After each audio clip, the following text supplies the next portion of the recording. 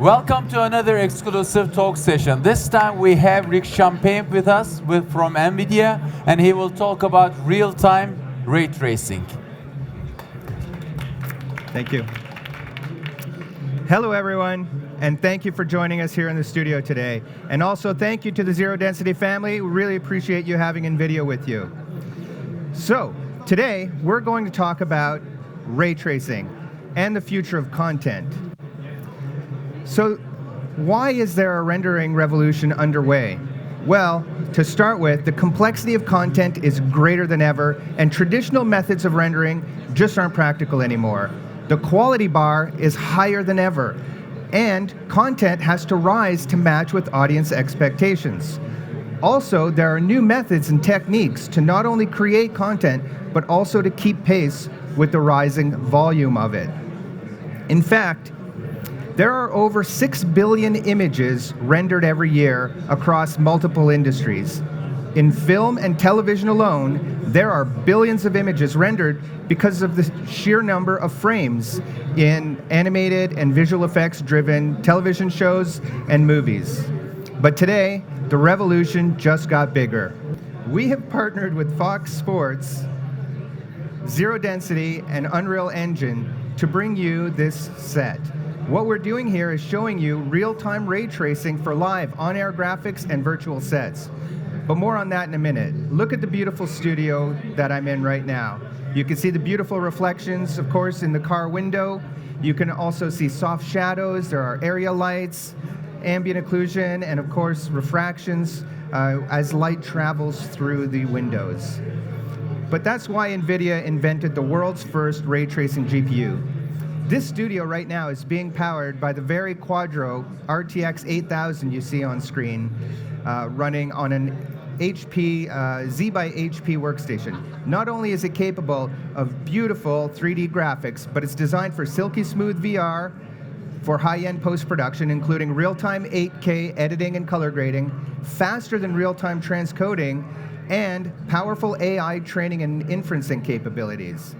NVIDIA Quadro Graphics is the workhorse of your broadcast studio. It also comes in a server configuration.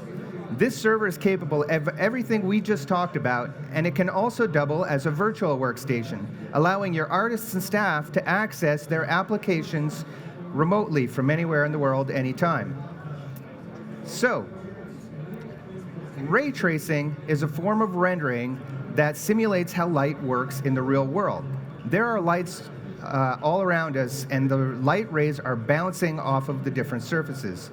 So starting from the source lights, to the walls, and to the objects in the room, and then into our eyes. In fact, many light bounces happen along the way.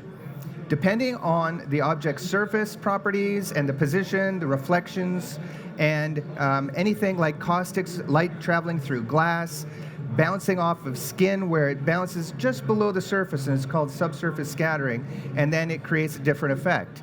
As a result, the final rendered image is much more realistic simulation of the real world than traditional rasterization techniques for rendering. So let's put it to the test. Beautiful images on screen, wouldn't you agree? Well, one of these images is a photograph, and the other is a rendered image. Any guesses which is which?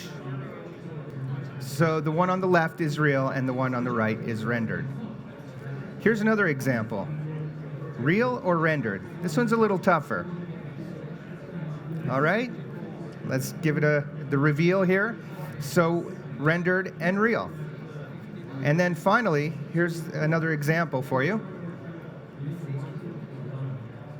Real or rendered? And the grand reveal, real and rendered.